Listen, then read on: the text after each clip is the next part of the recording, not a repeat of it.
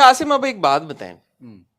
तेरे बिन को लेके एक बहुत बड़ी एक कंट्रोवर्सी कह लें, एक बड़ा एक मुद्दा उठा के यार कि इसमें जी मैरिटल रेप दिखाया गया है। और फिर जी जब वो एपिसोड इवेंचुअली हमने देखी तो उन्होंने ऐसा लगा कि वॉइस ओवर के साथ उस पूरी चीज़ को ख़त्म कर दिया और ये दिखाया कि ये इनकी मर्जी से एक इनकी इंटीमेट एक मोमेंट होती है। उसके बाद मीरब घर छोड़ के चली गई है।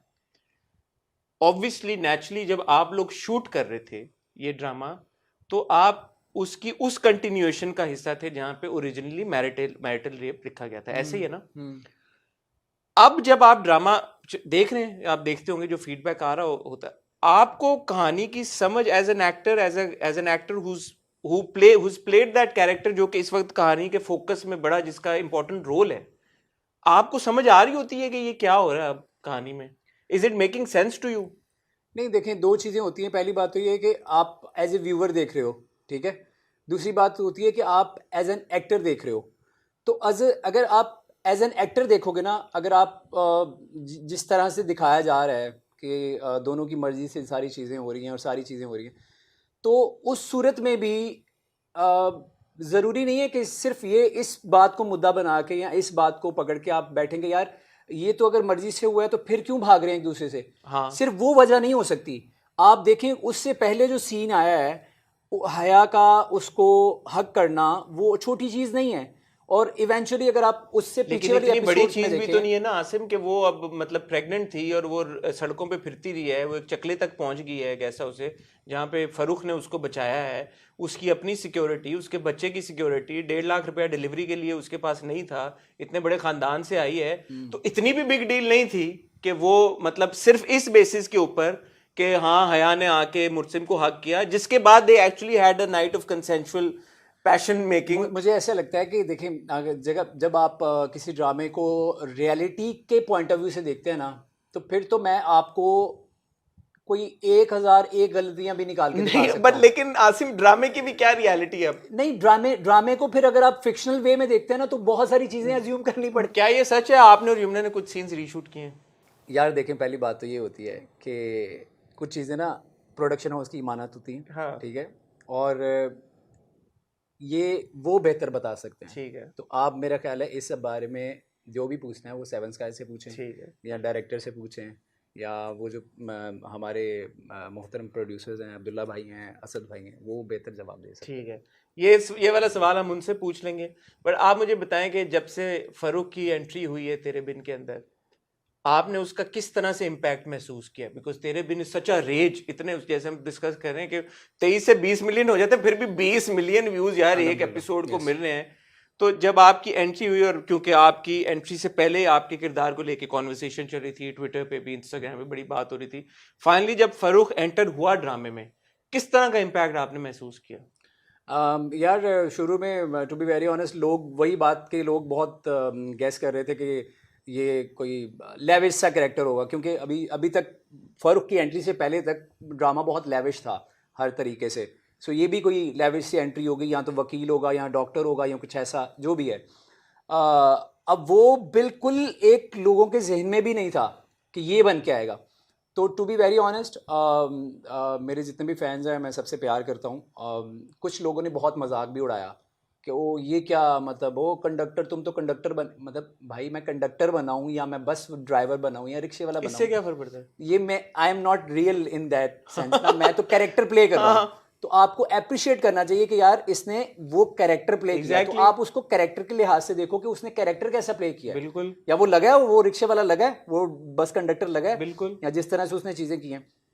सो शुरू में जो पहला सीन आया था, उसके बाद आपको याद होगा कि काफ़ी सारा, कोई तकरीबन आधे से ज़्यादा एपिसोड, या तकरीबन एक एपिसोड में मेरी एंट्री नहीं आई। उसके बाद जब मीरब जो है वो वहाँ जाती हैं, तो क्या कहते हैं, तो लोगों ने बहुत मजाक भी उड़ाया कि आप तो इतना शोर मचा रहे थे, या मैंने तो शोर नहीं खैर मचाया इतना जितना मच गया। खैर, तो आपका क्या इवेंचुअली निकला है। तो लेकिन मुझे पता था कि आगे क्या चीज़ें आने वाली हैं। लेकिन जब सेकंड टाइम वो उसको बचाने आता है, वो रिक्शा लेके आता है और वो गेस्ट हाउस से बचाना, उसको गुंडों से छुड़वाना और ये वो सारी चीज़ें, तो मुझे था कि यार उसके बाद ना लोग प्यार करेंगे मुझे, क्योंकि सेम केस हुआ था रंग महल में।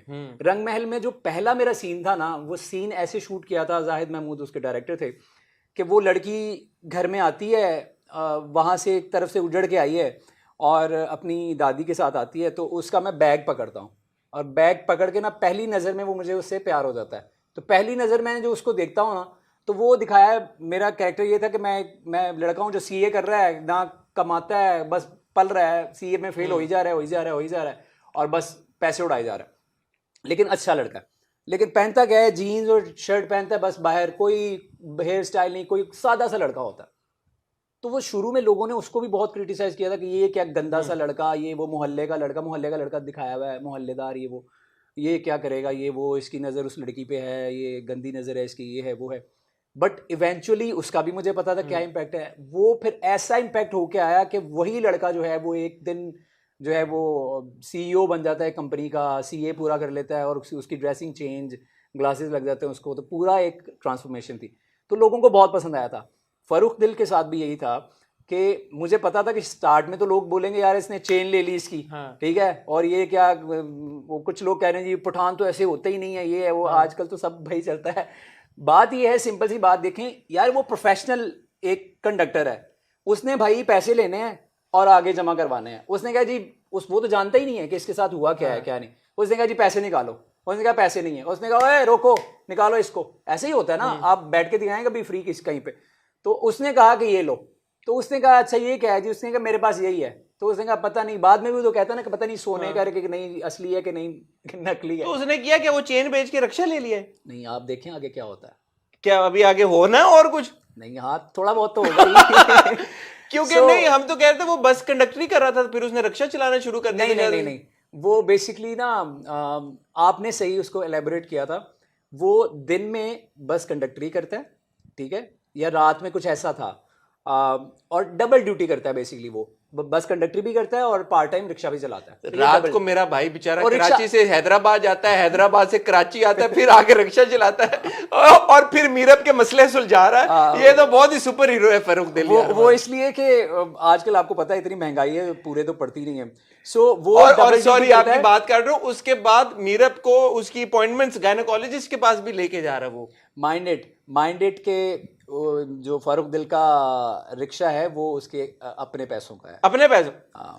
नहीं, वो तो वेरी इनकरेजिंग, वेरी इनकरेजिंग। ये आप कल चलाएंगे ना? हाँ, कल चलाएंगे। हाँ, ठीक है, और परसों आएगी ना एपिसोड। हाँ, तो परसों के बाद भी आपको, परसों में पता चल जाएगा आपको क्या कि इसने क्या किया, चेन का क्या किया। हाँ। अच्छा, हाँ, तो फिर मैं नहीं कहूंगा आप रिवील करें अभी। नहीं मैं रिवील नहीं कर रहा ना, मैं वही तो कह रहा हूँ कि आपने देखा तो यानी कि इसकी बात है, इसकी लॉजिक है कि आपको पता लॉजिक है। यस यस, क्योंकि विदाउट लॉजिक वो क्यों दिखाएंगे? अब वो ये भी कह सकता था कि ये तो ना बोले आसिफ यार, ये तो ना बोले कि विदाउट लॉजिक वो क्यों ना, क्योंकि बहुत सारी चीजें दिखाई उन्होंने जिसकी लॉजिक। यार बात वही आती है कि देखिए, अगर आप एक क्रिटिकल पॉइंट ऑफ व्यू से अगर देखेंगे किसी चीज को, तो आप, मैं कह रहा हूँ मैं 10 चीजें निकाल सकता हूँ